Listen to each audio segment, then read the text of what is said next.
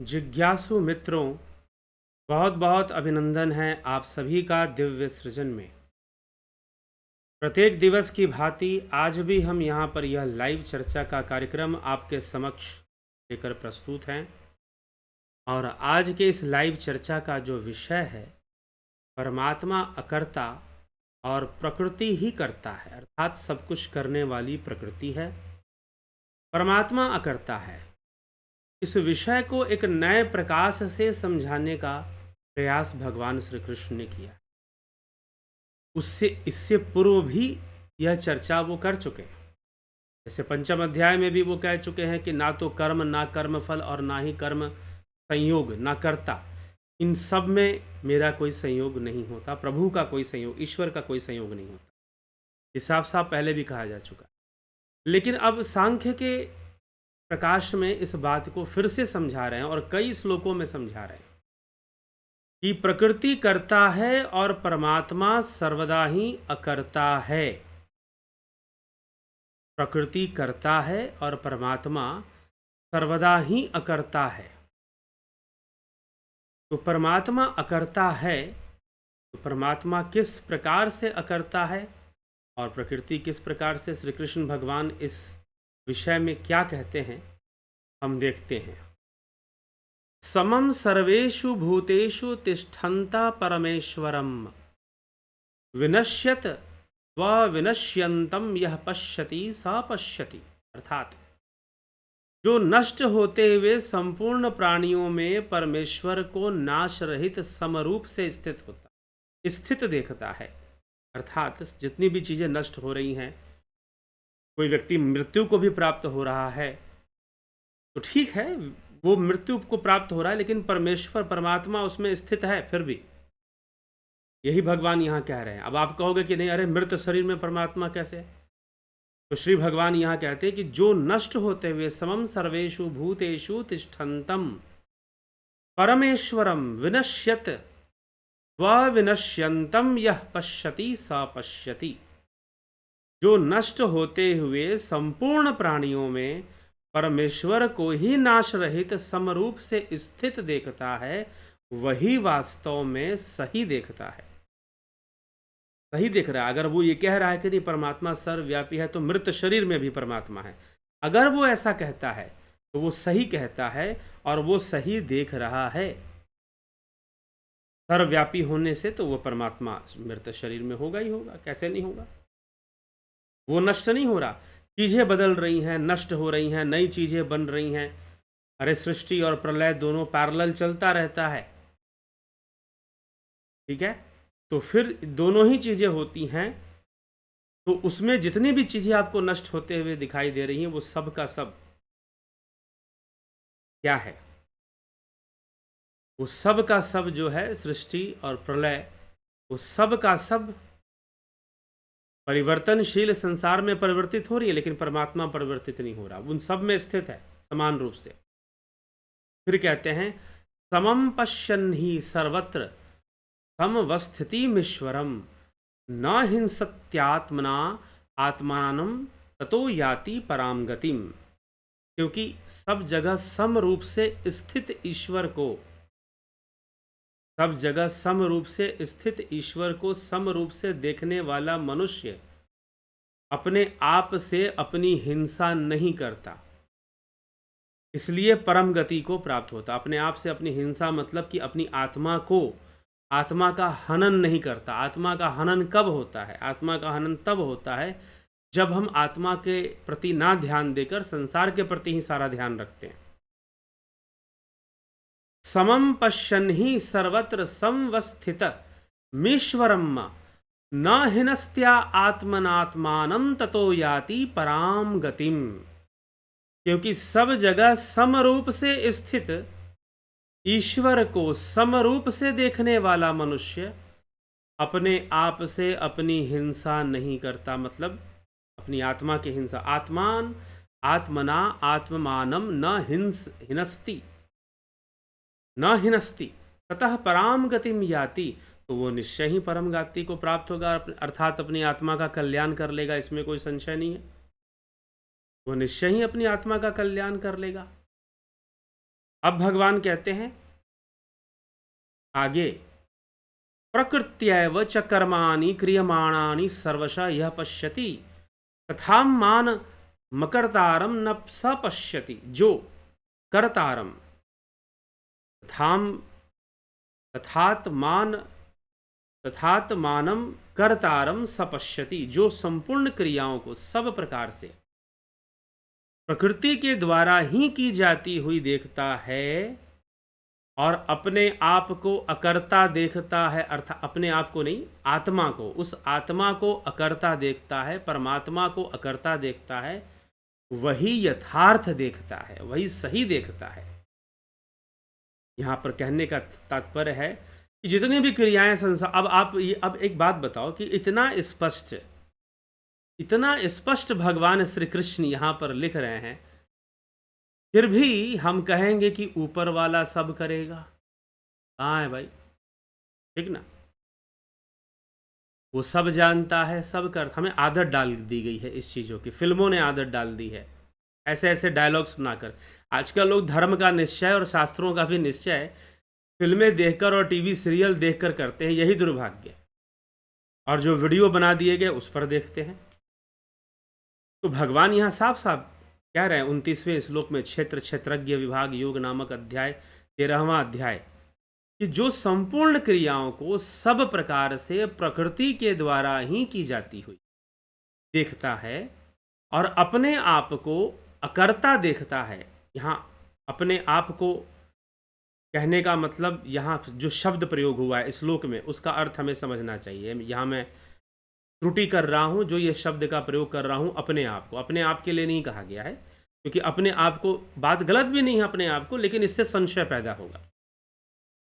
सीधा सीधा लिखा गया है आत्मानम अकर्तारम, वह आत्मा, वह पुरुष, वह परमात्मा सर्वदा ही अकर्ता है। कौन कर रहा है? सब कुछ प्रकृति कर रही है, वह परमात्मा नहीं कर रहा है। तो भगवान यहां पर साफ साफ लिख रहे हैं कि जो संपूर्ण क्रियाओं को सब प्रकार से प्रकृति के द्वारा, प्रकृत्या एव क्रियामाणानि, प्रकृत्या एव क्रियामाणानि, कि जो सब प्रकार से प्रकृति के द्वारा ही की जाती हुई देखता है और उस परमात्मा को अकर्ता देखता है, वही यथार्थ देख रहा है और वही यथार्थ देखता है। अब इतना स्पष्ट भगवान श्री कृष्ण कह रहे हैं कि जो संपूर्ण क्रियाओं को सब प्रकार से प्रकृति के द्वारा ही की जाती हुई देखता है और अपने आत्मा को या परमात्मा को अकर्ता देखता है। उस परमात्मा को जब अकर्ता, मतलब वो कुछ भी ना कर रहा हो, वह कुछ भी ना कर रहा हो, क्योंकि सारी चीजें प्रकृति के गुणों के वशीभूत ही हो रही हैं। सतोगुण, रजोगुण, तमोगुण सब उसी के वशीभूत चल रहा है। तो जो संपूर्ण क्रियाओं को सब प्रकार से प्रकृति के द्वारा ही की जाती हुई देखता है और उस आत्मा को, उस परमात्मा को अकर्ता देखता है, वही यथार्थ देखता है, वही यथार्थ देखता है, वही सत्य देख रहा है। ठीक। और जो ये कहता है कि नहीं परमात्मा ने ये कर दिया, परमात्मा ने वो कर दिया, ऐसा करा दिया, वैसा करा दिया, वो यथार्थ नहीं देख रहा है। जीवन में कोई दुख आ जाएगा तो परमात्मा को दोष दे देगा, सुख आ जाएगा तो परमात्मा को धन्यवाद दे देगा। बात मन गई, मन्नतें मांग ली, बात मन्नतें पूरी हो गई तो मान लिया, नहीं मन्नतें पूरी हुई तो छोड़ दिया। जो ये सब जो चलता रहता है, क्यों चलता रहता है? इसीलिए प्रकृति के ज्ञान पर ध्यान दिया गया है, प्रकृति को बेहतर तरीके से समझने के पर जोर दिया गया है शास्त्रों में। तो जो संपूर्ण क्रियाओं को सब प्रकार से प्रकृति के द्वारा की जाती हुई देखता है और उस आत्मा को, उस परमात्मा को अकर्ता देखता है, वही यथार्थ देखता है, वही सत्य देखता है। अन्यथा लोग असत्य ही देख रहे हैं, सत्य नहीं देख रहे हैं। तो कुछ ऐसी बात यहां पर समझाने की कोशिश। फिर आगे अगले श्लोक में इसी को आगे बढ़ाते हुए कहा गया है, कि यदा भूत पृथक भावम यथा यदा भूत पृथक भावम एकस्थमनुपश्यति। जिस काल में प्राणियों के अलग अलग भावों को एक प्रकृति में ही स्थित देखता है, जो व्यक्ति, जो साधक, जो योगी, योगियों के लिए है ये, जिस काल में प्राणियों के अलग अलग भावों को, जिस काल में प्राणियों के अलग अलग, किसी के अंदर तामसिक भाव है, किसी के अंदर राजसी भाव है, किसी के अंदर सात्विक भाव है, इन भावनाओं की चर्चा भी भगवान कृष्ण पहले कर चुके हैं। तो जिस काल में प्राणियों के अलग अलग भाव को एक प्रकृति में स्थित देखता है, भावनाएं कौन उत्पन्न करता है? भगवान उत्पन्न, वो ईश्वर उत्पन्न करता है या प्रकृति उत्पन्न करती है? प्रकृति उत्पन्न करती है। आपके अंदर अगर ज्ञान की वृद्धि हो रही है, प्रकृति करवा रही है। अगर आपके अंदर अज्ञान की वृद्धि हो रही है, प्रकृति करवा रही है। अगर आप संसार के पीछे भाग रहे हो तो प्रकृति भगा रही है, भगवान के पीछे भाग रहे हो तो प्रकृति भगा रही है। सब कुछ उसके वश में है। आपके मन में उठने वाला एक एक विचार उसी के गुणों से पैदा हो रहे हैं। अगर आपके मन में खूब भक्ति भावना भी उत्पन्न हो रही है तो उसमें भी प्रकृति ही है। ठीक, तो यहां साफ साफ भगवान कह रहे हैं यदा भूत पृथक भावम एकस्थम अनुपश्यति च तत् एव विस्तारम तदा ब्रह्म संपद्यते। कि प्राणियों के अलग अलग जो भाव उत्पन्न होते हैं एक प्रकृति में ही स्थित देखता है और उस प्रकृति से ही विस्तार देखता है, सबका विस्तार देखता है। उस काल में वह ब्रह्म को प्राप्त हो जाता है, अर्थात वह ब्रह्म को प्राप्त, क्योंकि वो प्रकृति को दृष्टा भाव से फिर देखने लग जाता है। देखता है यह प्रकृति अपने गुणों से ना जाने कितने जीवों को उत्पन्न कर रही है और ना जाने क्या क्या कर रही है। आहार निद्रा भय मैथुनम च समान में पशु भी नरमाण धर्मो ही तेषाम अधिको विशेषु धर्मे नहीं ना पशु भी समाना। कि धर्मो ही तेषाम अधिको विशेषु, धर्म अधिक है, विशेष है, तो यह सब चल रहा है। नहीं तो पशु के समान जीवन तो चलेगा ही चलेगा, ये क्रियाएं चलती ही रहेंगी और बहुत सारे जीव इसमें चले जा रहे हैं, भटके जा रहे हैं। तो जिस काल में प्राणियों के अलग अलग भावों को एक प्रकृति में ही स्थित देखता है और उस प्रकृति से ही विस्तार को देखता है, वही ब्रह्म को प्राप्त होता है। ऐसे ही साधक ब्रह्म को प्राप्त होते हैं जो जान लेते हैं कि सब कुछ करने वाली यह प्रकृति है। हमारे मन में जितनी भी भावनाएं पैदा होती हैं प्रकृति के गुणों के कारण ही पैदा होती है। और प्रकृति के गुण सतोगुण, रजोगुण, तमोगुण। ठीक, इसी को भगवान आगे और विस्तार से समझाते हैं और कहते हैं कौन्तेय अयम अनादित्वात् निर्गुणत्वात् अव्ययः परमात्मा शरीरस्थ अपि न करोति न लिप्यते। अब चलो, उन्होंने पहले तो ये खूब जोर दे के बता दिया कि भाई जो कुछ भी हो रहा है प्रकृति ही कर रही है, वह परमात्मा कुछ भी नहीं कर रहा है। तो प्रकृति का पक्ष उन्होंने बहुत अच्छे से भगवान ने यहाँ पर रख दिया कि जो कुछ भी हो रहा है सब तो प्रकृति ही कर रही है, वह परमात्मा कुछ भी नहीं कर रहा, उसके द्वारा कुछ नहीं हो रहा है। तो अब परमात्मा वास्तव में किस स्थिति में बैठा हुआ है उसको समझाया जा रहा है। कौन्तेय हे कुंती नंदन, अयम अनादित्वात् निर्गुणत्वात्, हे कुंती नंदन, यह अनादि होने से, गुणों से रहित, तीन गुणों में लिप्त नहीं, गुणों से रहित होने से अविनाशी परमात्म स्वरूप ही है। यह शरीर में रहता हुआ भी ना करता है और ना ही लिप्त होता है। अर्थात कितने भी गुण आपके अंदर पैदा हो, आपके अंदर सात्विक भावनाएं उत्पन्न हो, आपके अंदर अपने गुरु और इष्ट और परम और भगवानों और देवी देवताओं के प्रति खूब भावनाएं पैदा हों, आपके अंदर तमोगुणी भावनाएं पैदा हों, आपके अंदर रजोगुणी भावनाएं पैदा हों, कितने भी भावनाएं पैदा हों आपके अंदर उछाल आए, आपको टेंशन, डिप्रेशन, खुशी हो, उत्सव मनाइए, आप खूब खुशियां मनाइए, मिठाई बांटिए, जो भी करना है, आहार निद्रा भय मैथुन या फिर पूजा पाठ, आप जो भी कर रहे हैं, गुरु सेवा और पता नहीं और बहुत सारी चीज़ें जो भी आप कर रहे हैं, सब का सब प्रकृति के गुणों के वशीभूत ही चल रहा है। और उनमें से किसी भी कार्य में वह अविनाशी परमात्मा स्वरूप इस शरीर में रहता हुआ भी ना तो करता है और ना ही लिप्त होता। कुछ नहीं कर रहा वो। अब पुरुष के अकर्ता भाव को समझाया जा रहा है कि पुरुष अकर्ता स्थिति में है। प्रकृति को कर्ता स्थिति में पहले बताया गया, 2-3 श्लोक जो अभी हमने पीछे देखे वो प्रकृति जोर देकर बताया गया। जितनी भी चीजें किए जा रहे हैं सब प्रकृति कर रही है, वो परमात्मा नहीं करता कुछ। तो प्रकृति के कर्ता भाव को पहले दिया गया। अब वह परमात्मा अकर्ता रूप में स्थित है। परमात्मा शरीरस्था अपि न करोति न लिप्यते, साफ साफ तो लिखा हुआ है। क्या इसका भी अब 1000 तरह का अर्थ निकालोगे? लोग 1000 तरह के अर्थ निकाल कर सोचते हैं कि बहुत बड़े विद्वान हो गए। क्या इतनी सी वर्डिंग समझ में नहीं आ रही है? शरीरस्थो अपि कौन्तेय, शरीर में स्थित हे अर्जुन, शरीर में स्थित वह परमात्मा न करोति न लिप्यते, ना कुछ करता है और ना ही लिप्त होता है। साफ साफ अर्थ दिया गया है, साफ साफ इस विषय को यहां पर समझाया गया। लेकिन फिर भी लोग अगर ना समझे इस विषय पर तो फिर अब उसको क्या किया जाए?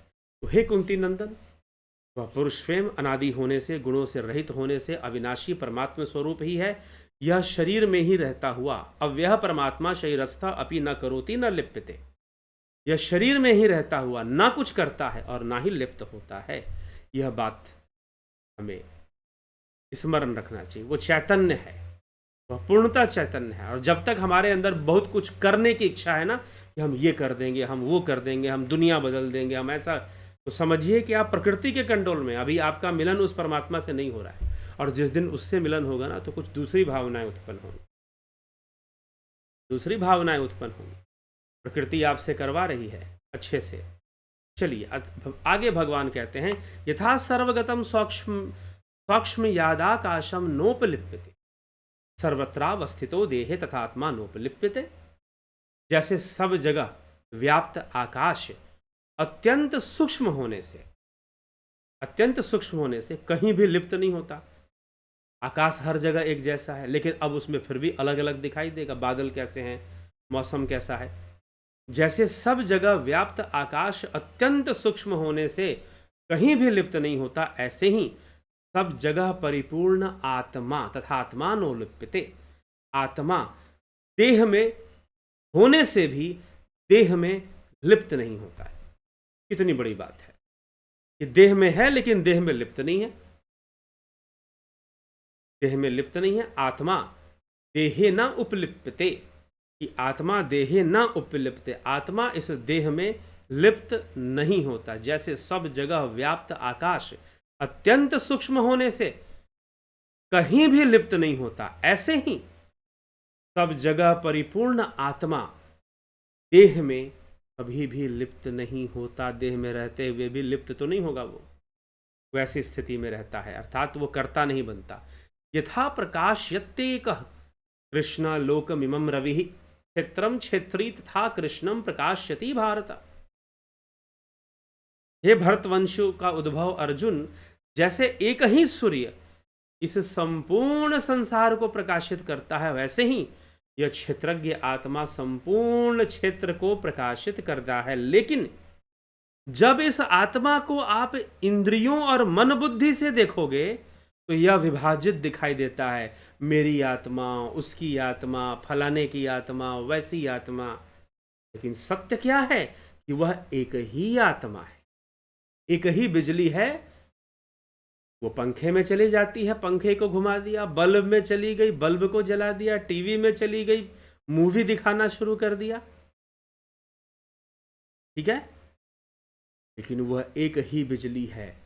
बाहर से देखो तो सब अलग अलग, भाई इसकी बिजली अलग, उसकी बिजली अलग, उसकी बिजली।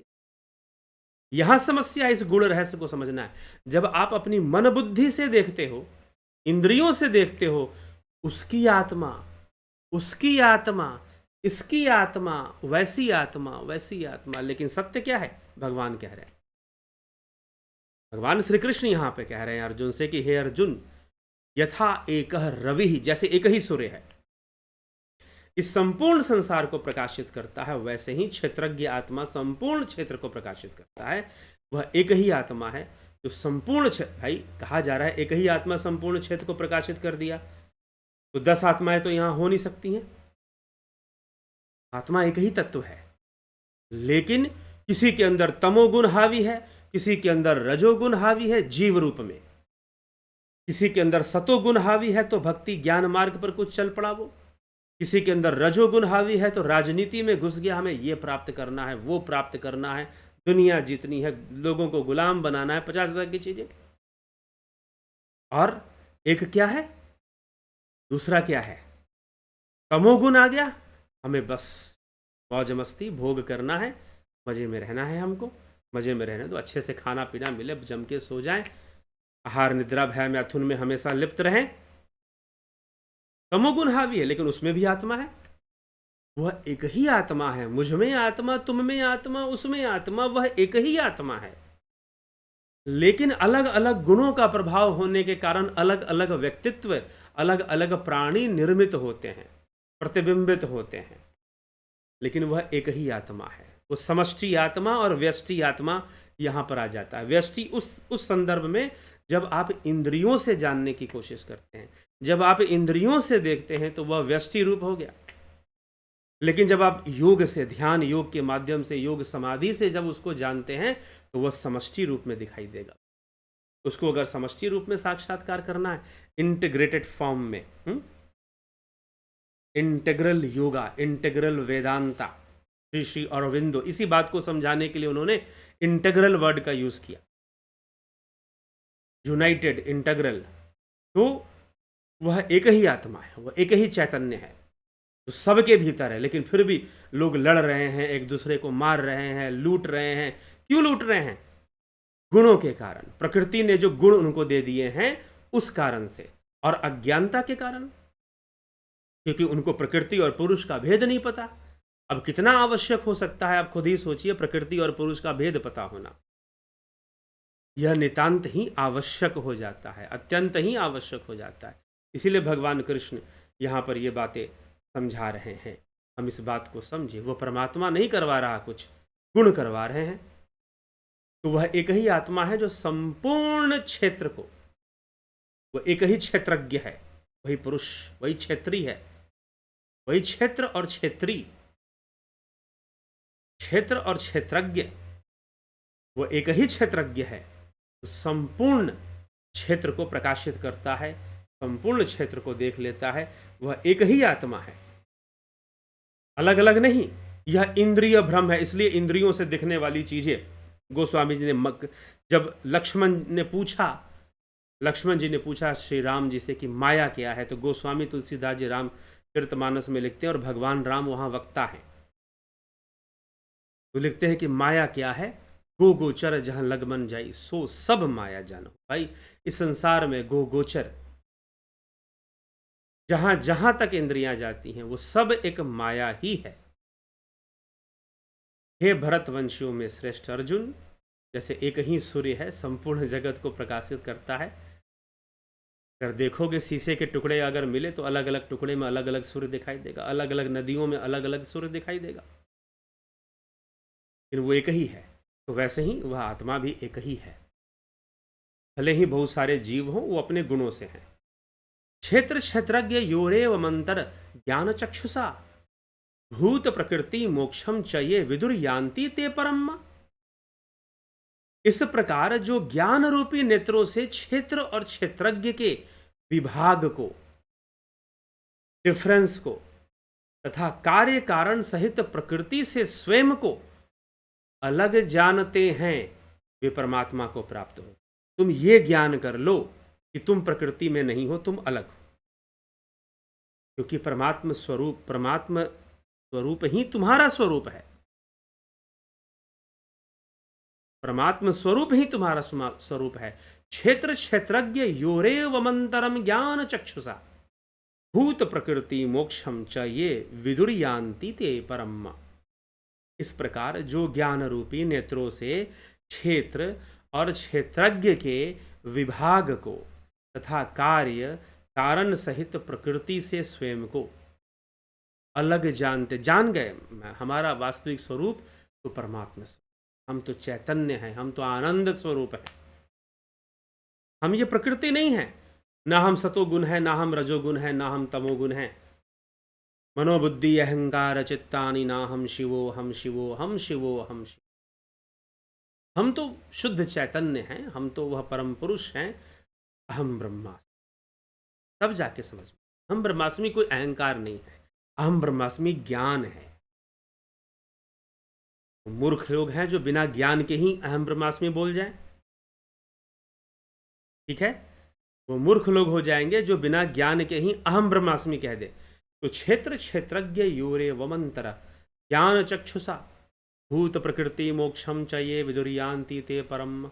जिस प्रकार जो ज्ञान रूपी नेत्रों से, क्षेत्र ज्ञान रूपी नेत्रों से जिनको आध्यात्मिक ज्ञान प्राप्त है, अध्यात्म ज्ञान नित्यत्वम तत्व ज्ञानार्थ दर्शनम एतद ज्ञानमीति प्रोक्तम ज्ञानम यदतो अन्यथा, भगवान कृष्ण का। इस प्रकार जो ज्ञान रूपी नेत्रों से क्षेत्र और क्षेत्रज्ञ के विभाग को ज्ञान रूपी नेत्रों से ज्ञान के द्वारा क्षेत्र और क्षेत्रज्ञ के और ध्यान योग के साधन से, क्योंकि साधन प्रकृति और पुरुष का भिन्न भिन्न ज्ञान होने का साधन क्या बताया गया था? ध्यान योग बताया गया था इसी अध्याय में। अभी तो हमने चर्चा की पिछले व्याख्यानों में।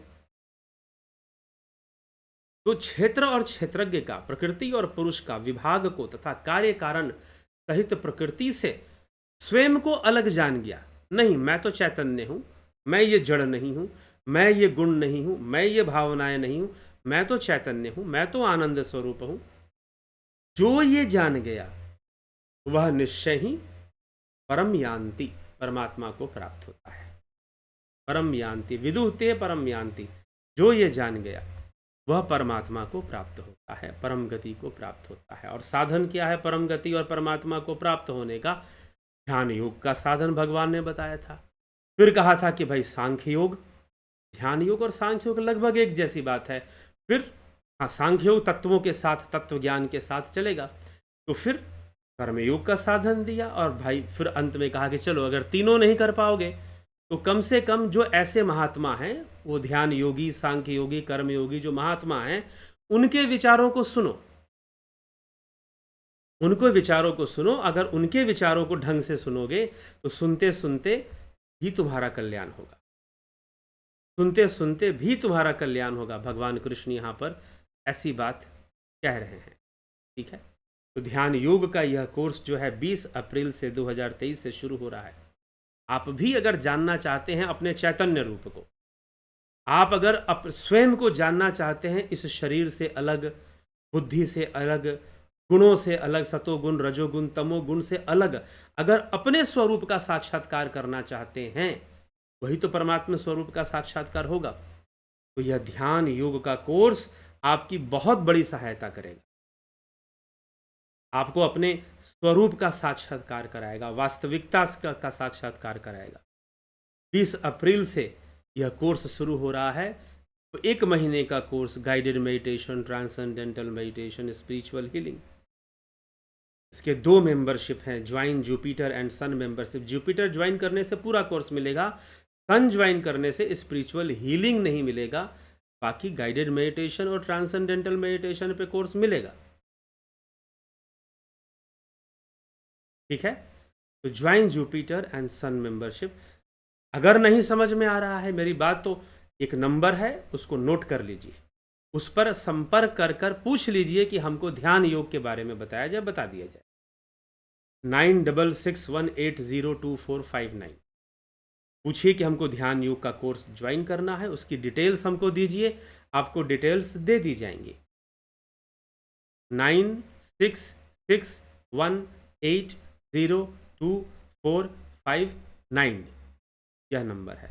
चलिए, इसी के साथ यह प्राकृतिक चिकित्सा, वैकल्पिक चिकित्सा, शरीर के स्वास्थ्य के लिए एकमात्र चिकित्सा जिसके लिए कहा जाता है only in naturopathy patients becomes doctor. आप आत्मनिर्भर बनते हैं अपने शरीर को स्वस्थ रखने के प्रति,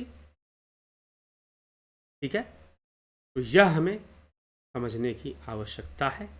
और जीवन में कोर्स नहीं करना चाहते, कोर्स कर लें, बहुत अच्छी बात है, लेकिन फिर भी जीवन में कुछ समस्याएं आपकी हैं, उसके संदर्भ में कुछ सलाह, कुछ विचार विमर्श, या फिर अपना देव एस्ट्रो के अंतर्गत जन्म कुंडली विश्लेषण वगैरह करवाना चाहें तो उसके लिए भी संपर्क कर सकते हैं, ठीक है, उसी नंबर पर, सेम नंबर पर। तो चलिए, इसी के साथ आज के हम कार्यक्रम को यहाँ पर विराम देते हैं। कल फिर मिलेंगे 9 PM लाइव चर्चा में, अलग विषय को लेकर श्रीमद् भगवद गीता के विषयों को आगे बढ़ाते हुए आगे बढ़ेंगे और चर्चा करेंगे। बहुत बहुत आभार आप सभी का। ओम तत्सत।